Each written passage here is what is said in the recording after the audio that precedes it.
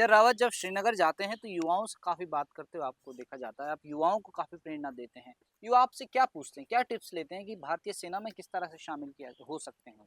देखिए, जैसे मैंने आपको बताया कि हम लोग जैसे मैं जैसे छोटा बच्चा था, जी, जब मैं बिल्कुल छोटा था, तो मेरे सामने जब फ़ौजी आते थे, मैं उनसे वही चीज़ पूछता था और आज शायद 15-20 साल बाद वही लड़के मेरे से वही सवाल पूछते हैं फिर से जी, कि आप कितने चिन अप मार लेते हो, आप कितने पुशअप कर लेते हो, अरे आपकी बॉडी ऐसी है, आप वैसे कैसे दौड़ते हो, आप ये कैसे कर लेते हो?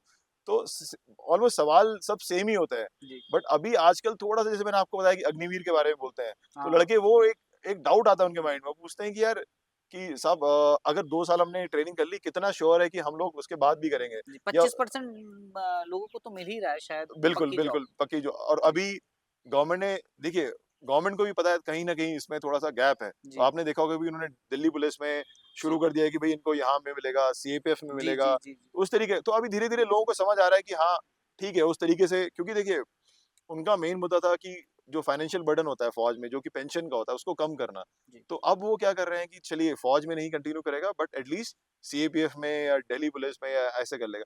बट फिर भी एक थोड़ा-सा डाउट डर रहता है लोगों को कि बिल्कुल। यार फ़ौज एक बहुत ही अच्छा ऑर्गेनाइज़ेशन है, हाँ, पूरी लाइफ़ वहाँ काफ़ी नौकरी सम्मानित एक बिल्कुल, पोस्ट है फ़ौज की क्योंकि जितना सम्मान फ़ौजियों का होता है शायद उतना बिल्कुल। और जवानों को उतना नहीं होता, मुझे ये लगता है। अभी मौजूदा समय में मेजर रावत अमेरिका में रहते हैं, हुँ। तो आपने भारत इस देश में भी रहे हैं आप, तो यहाँ के लोगों में और वहाँ के लोगों में मतलब सोच में कितना अंतर आपको नज़र आता है अगर आप वहाँ लोगों से बात करते होंगे? हुँ। देखिए, सोच की मैं जब बात करूँ तो वहाँ पे मुझे ऐसा लगता है कि पर्सनली वहाँ पे लाइफ़ काफ़ी देखिए जिस तरीके की वो कंट्री है, जिस तरीके की उनकी इकोनॉमी है जी, और अगर आप इंडिया की बात करें वो 40 ट्रिलियन इकोनॉमी है, इंडिया अभी 3 ट्रिलियन इकोनॉमी है। जी, तो मतलब वो कंपैरिज़न करना कि वहाँ के लोगों की एजुकेशन और यहाँ के लोगों की एजुकेशन वो जायज़ नहीं होगा जिस जी, हिसाब से मतलब जो डिफ़रेंस है। बट फिर भी मैंने एक देखा है कि वहाँ के बच्चों में जो छोटे बच्चे होते हैं, जो स्कूल के बच्चे होते हैं, वो इंडिपेंडेंट अपना काम ढूँढना, अपनी जॉब ढूँढना बहुत ही कम एज में शुरू करते हैं। जैसे मैंने वहाँ पे देखा कि कोई अच्छे परिवार का भी बच्चा होगा, लाइक उसके माँ-बाप अच्छा कर रहे हैं, सब कुछ अच्छा कर रहे हैं। फिर भी वो पार्ट टाइम जाके अपना कहीं पे होटल में काम कर रहा होगा या किसी इंडस्ट्री में जाके काम कर रहा होगा, किसी स्किल पे काम कर रहा होगा।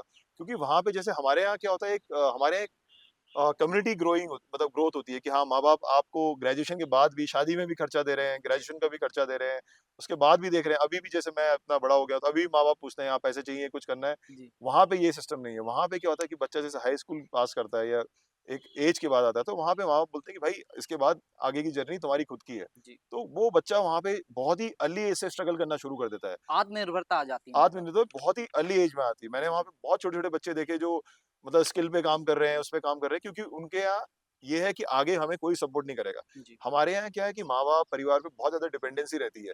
तो बच्चा उस चीज़ को लाइटली लेता है। वो बजाय उसको अपॉर्च्युनिटी सोचने के, वो उसको ऐसा लगता है कि मेरे माँ-बाप हैं अ इंजीनियरिंग का खर्चा भी दे देंगे, अगर जी। नौकरी नहीं मिली, रहने का खर्चा भी दे देंगे, तो वो काफ़ी देर तक ना उसके अंदर हाँ, वो हाँ। आती नहीं है फीलिंग।